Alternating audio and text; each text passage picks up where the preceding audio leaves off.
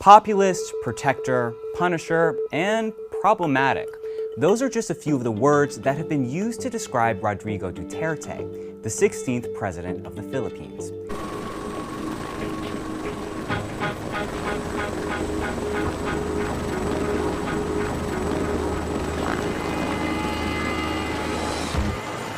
In his short time as Philippine president, Rodrigo Duterte has shown himself to be a strong man.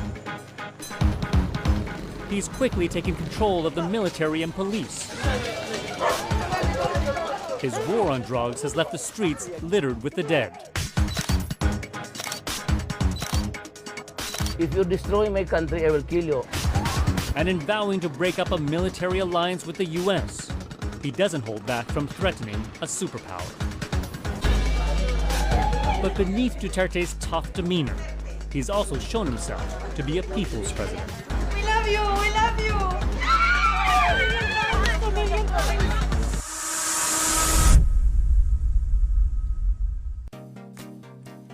President Rodrigo Duterte once said, "I will change this country even if it will cost me my life. I don't care if I am born in hell for as long as the people I serve live in paradise. A leader must be a terror to the few who are evil in order to protect the lives and well-being of the many who are good." These are the lines of PRRD. He is the current and 16th president of the Philippines. He has been in office since June 2016. Born into a politically active family, he spent most of his life in Davao City. Subsequently, he became the mayor of Davao and served for 7 terms, totaling more than 22 years. In 2016, he won a huge mandate and became the president of the Philippines. Since Philippines law does not allow anybody to hold any post for more than 3 consecutive terms after serving his 3 consecutive terms as a mayor of Davao, he also served as the congressman of the 1st District of Davao City and vice mayor of the city. His success lies in his ability to connect to the masses, a trick he learned while in school. To his critics, he is a foul-mouthed adulterer, obsessed with killing criminals. But millions of his countrymen favor him just because of that. They see in him the Philippine leader who would get the country free from crime and drugs, the 2 menaces that have plagued their lives for so long. Achievements is a fruit of labor. And now let's venture the achievements of President Duterte. President Duterte has made notable achievements in infrastructure development and strengthened the COVID-19 response and economic recovery as the country continues to face global challenges. With only a few months left before he stepped down, the Duterte administration has highlighted its key accomplishments. Duterte has pushed the different government agencies to work on his Build, Build, Build program, which resulted in new expressways, airports, seaports, bridges, and other projects. The anti-illegal drug campaign has gained both criticism and praise from various sectors, here and abroad. But the head of state was determined to attain a lower crime rate and ensure a safer Philippines. So let's get started and be amazed at what Duterte has made significant changes and accomplished in the Philippines.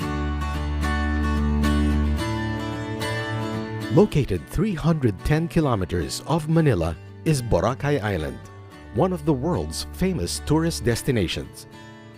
On February 8, 2018, President Rodrigo Roa Duterte tagged the area as a cesspool, directing DENR to clean up and rehabilitate Boracay. Boracay is a cesspool. It's destroying the environment of the Republic of the Philippines and creating a disaster coming. On May 8, 2018, Executive Order Number 53 was issued creating the Boracay Interagency Task Force, BIATF, who will spearhead the rehabilitation activities.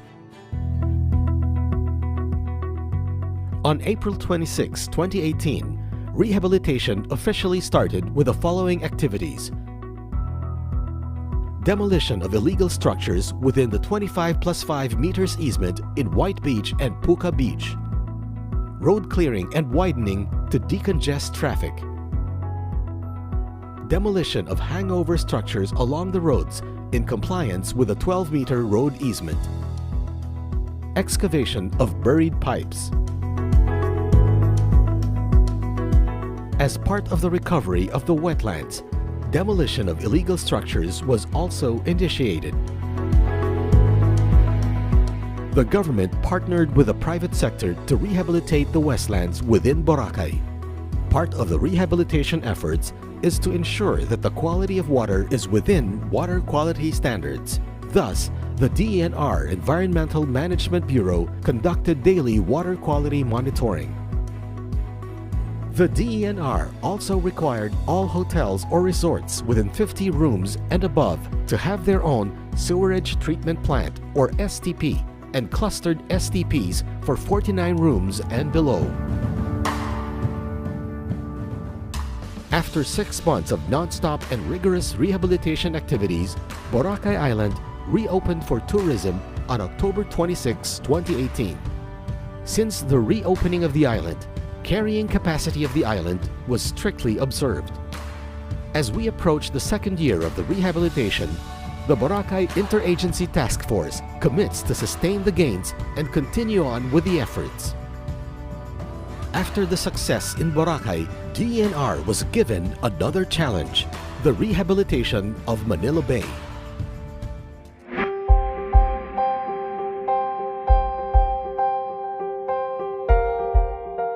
After a decade of government interventions since the issuance of mandamus, deterioration of the bay's water quality continued. Alarmed over the degradation of the bay, President Rodrigo Roa Duterte ordered Secretary Roy A. Cimatu of the DENR and Secretary Eduardo M. Año of the DILG to clean up Manila Bay, giving the green light for its rehabilitation. Immediately after the launch, the DENR and Laguna Lake Development Authority closed down airing establishments within the bay which were found violating Republic Act 9275 Clean Water Act of 2004. On March 31, 2019, the Battle for Rivers and Esteros was launched with more than 16,000 people participating in the cleanup drives. About 33% of the target 40,000 establishments were inspected as of November 28, 2019. Regular water quality monitoring in 18 selected river mouths and outfalls and 31 bathing beaches in National Capital Region, Region 3 and Region 4A is being conducted. From January to November 2019, combined DENR, LGUs and Metro Manila Development Authority or MMDA cleanup drives collected 127,800 cubic meters of garbage, while Department of Public Works and Highways or DPWH dredging activities generated 40,000 cubic meters of silt and debris. The DENR also launched the skimmers in Pasig River and ordered the removal of barges on the river.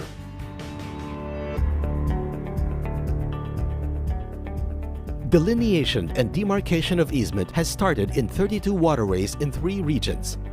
Survey and assessment of informal settler families living along waterways recorded 56,012 ISFs. 259 informal settler families from Estero de San Antonio de Abad and Estero de Magdalena were relocated in Caloocan City and Cavite City. DENR also hired 1,142 Estero Rangers to help out in the cleanup of esteros and collection of garbage from households along rivers and esteros.